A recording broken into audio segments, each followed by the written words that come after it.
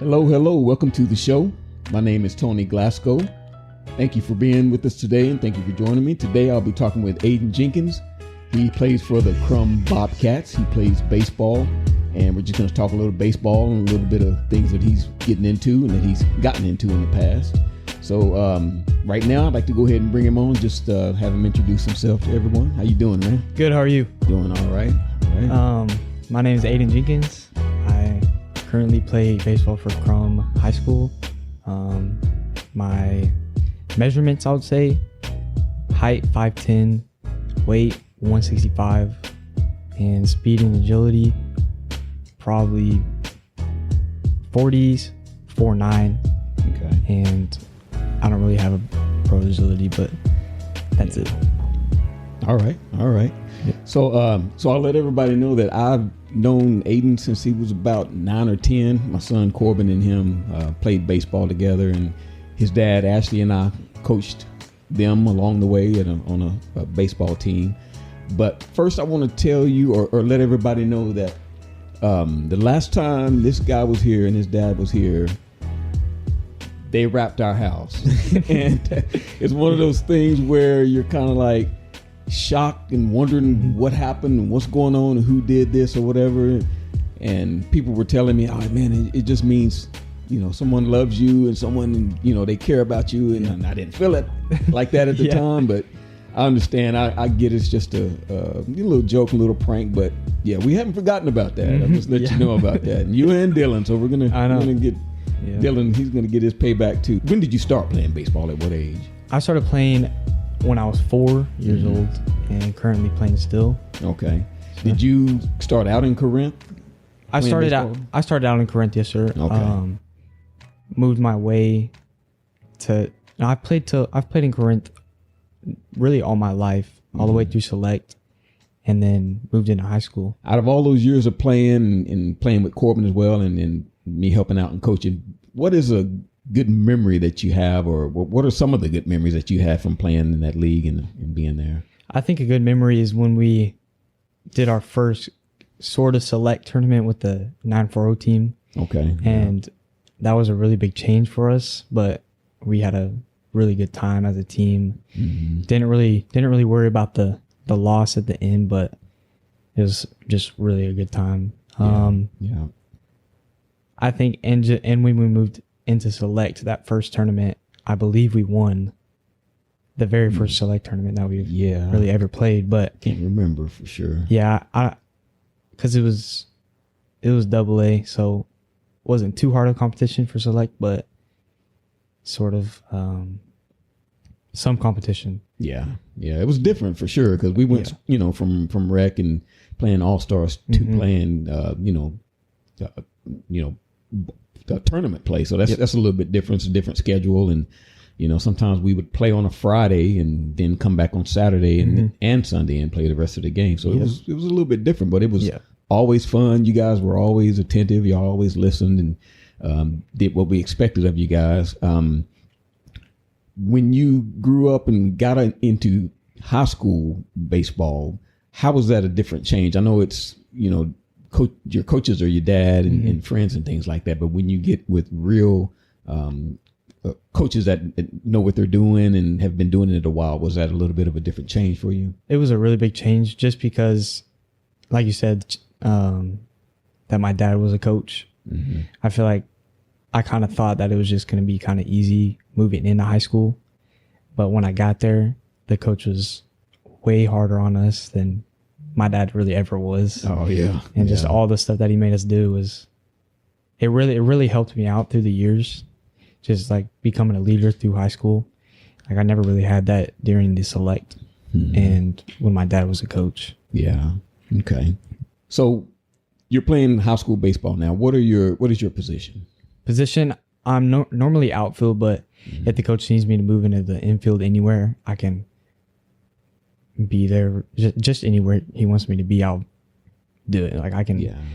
I was a utility player. Like I played catcher, infield, outfield, pitcher, and so I feel like that kind of helped me out. Yeah. Moving into high school as well. Yeah. Yeah. Absolutely. The more you can do, the better you are. The better the coaches can place you. What is your favorite position to play? Favorite position, I would say middle infield, so second base or shortstop. Yeah. I feel like because I have so much experience there throughout all my years, I always played at second base. Kind of have more experience in those positions, so it was kind of easy. Yeah. Let's talk about, you did take a little break from baseball, and kind of run us through that. And, what was the decision like and what you had to go through, and talking with the coach and just letting them know, kind of run us through that and tell us how that went. Yeah. So it was kind of a hard thing to do just because I've been playing since I was 4 all the way to there. Mm-hmm. And I just kind of got exhausted. Oh, yeah. And going through all the high school and stuff, it just kind of made me, I didn't want to quit, but I felt like it was the best thing for me at the moment. And so talking to the coach was really hard because I feel like at that time it was just hard for me to talk to really anybody.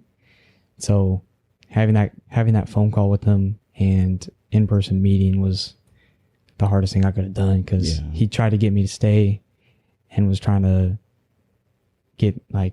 provide good thoughts to me and stuff. So I feel like I was kind of sad when I was leaving, but I just really felt like it was the best thing for me to do. Yeah. Yeah. So that's that was probably a really difficult thing for you to do, at a young age like that, having to have a conversation like that, an adult conversation. So how did your parents take that when you told them that you wanted to quit? Were they a little bit upset, or were they just kind of sad? Or Yeah, they were definitely sad because I've been playing for so long, but they definitely wanted me to be as happy as I can. And so they provided me with good things to tell the coach.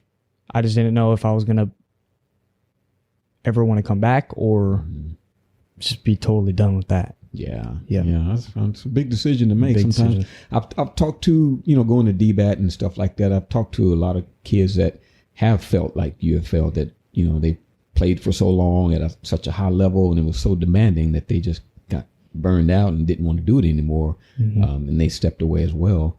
But when you stepped away, you didn't just sit around and do nothing. What did you do? What'd you go and do? So I actually went into rugby.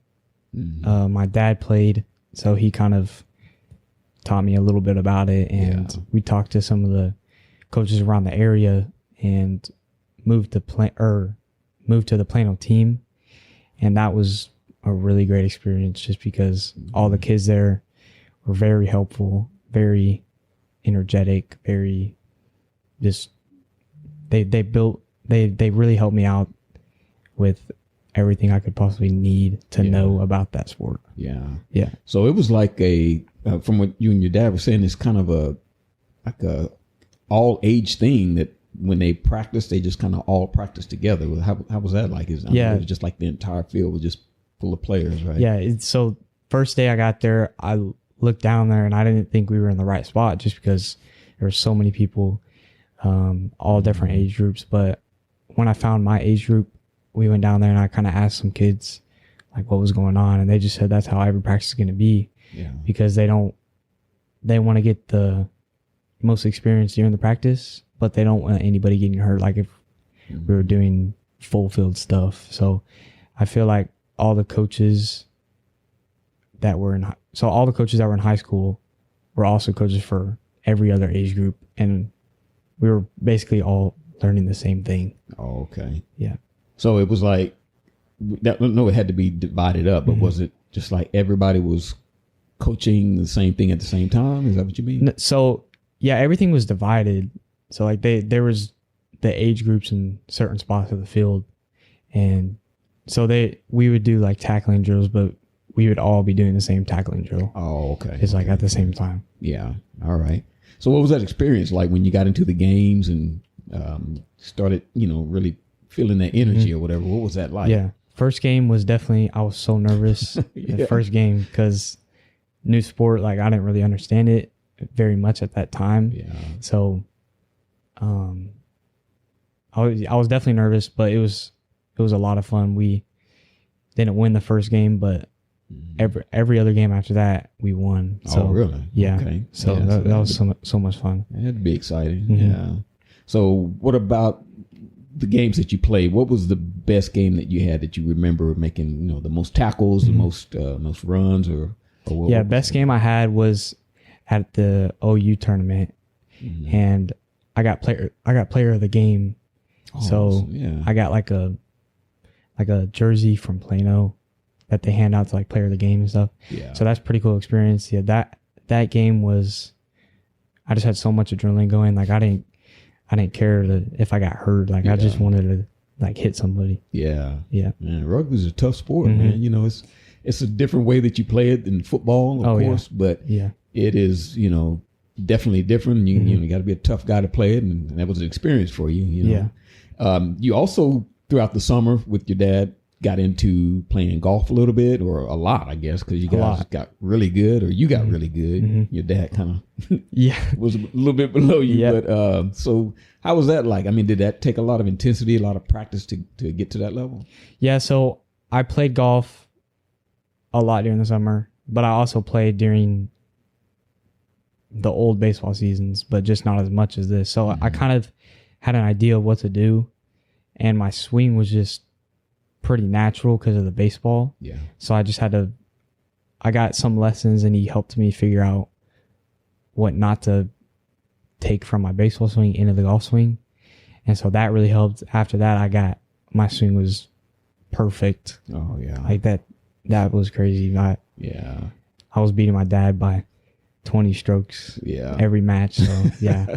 And I know he's competitive, so I know he wasn't too happy about that. Yeah.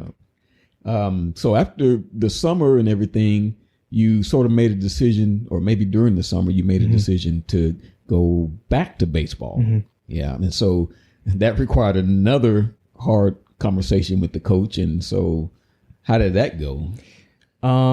Well, during the summer, I called him and asked him how the baseball, the summer was going for baseball, and he said it was going pretty good. And I just kept talking to him and asked him if I would be able to come back. And he said we would have to have a meeting, an in-person meeting, and just talk about what he expects from me and what I need to do to be able to get his trust back. Yeah, I guess so. It was a big thing. That was another hard conversation, but not as hard as the leaving one. Yeah. Yeah. And so when you came back, how were your teammates? Everybody, I'm sure they just took you back in. You've known them for a while, right? Yeah. No, it was definitely good because they're all of them are my friends, so they didn't really. It's not like they didn't want me to come back. They my friend Dylan, he called me over the summer a ton of times telling me I should come back to baseball. So he's the one that kind of put a thought in my head. So he was definitely happy for me to come back. Yeah, y'all. I mean, he was right there with us pretty much all the time. He was. Yeah. Didn't he start with us at the same time? Yeah, he did. Yeah, as soon as we made the Crushers, he was there. I think through rec too. Yeah, it was at least 2 seasons that we played, and he was with us as well. So y'all known Dylan for a while. College is coming up. You're a senior this year, and that's going to be an exciting time for you, different time for you. I'm not sure if you're planning on playing baseball in college or anything, but if a JUCO or Division II, Division III school came to you and asked you if you wanted to play, would that be something you consider, or are you pretty much done after this year? I would definitely think about it, just because having that opportunity to go a little further is right there. But I'd have to think about that, or what I want to do, if I want to go to college and get some degree for my future, or take the time to keep playing baseball. So that's definitely a hard thing to think about. Yeah. But I feel like I would, just because I love playing baseball. I've always done it, and I definitely feel like it's a decision at that time. Yeah. If you don't play baseball or college right away, you're thinking about Coast Guard, right? Yes, sir. Okay. And what prompted you to think of that? I already know the answer, but I'm going to ask you anyway. My dad was in the Coast Guard. Yeah. He's told me so many stories about it. Yeah. And he took us to Ludington, Michigan, where he was stationed, and showed us that Coast Guard station and just around that area. We talked to a couple of people that worked there, and it just really interested me. being able to be in a different area and learning how to live on my own is definitely a good thing. Okay. You're a good swimmer? I'm a good swimmer. Yeah. Yes, All right. Yeah. All right. I know y'all have a pool, but I just didn't know if you didn't have to learn or not. But that's good. So let's talk a little bit about you've got a younger brother, Mason, and he's just a cut up. Y'all were just telling me about how he cuts up. I know he's always been kind of on the edge and wild and everything. So just talk a little bit about him and how y'all get along. Yeah, we definitely fight sometimes. Yeah, but it's not like it's not like we used to. We used to like actually like fist fight, but now it's kind of just like an argument, and we get over it pretty quickly. Like he'll go to his room, and like I'll be somewhere else, so we don't like talk to each other at that time. But we get over it pretty quickly. He's definitely good to have a brother like him, because he's just like a friend that's there all the time. Like I can talk to him about anything, and he's very supportive. Yeah, that's good. Yeah, everybody always liked Mason. He was always a baseball field.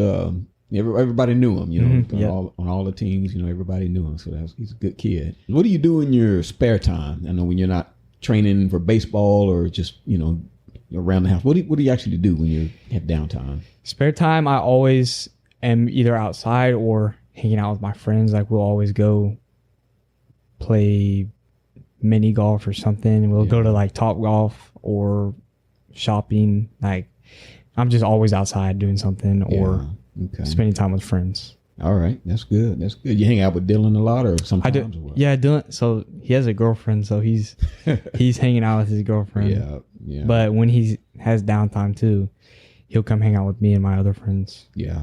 Okay.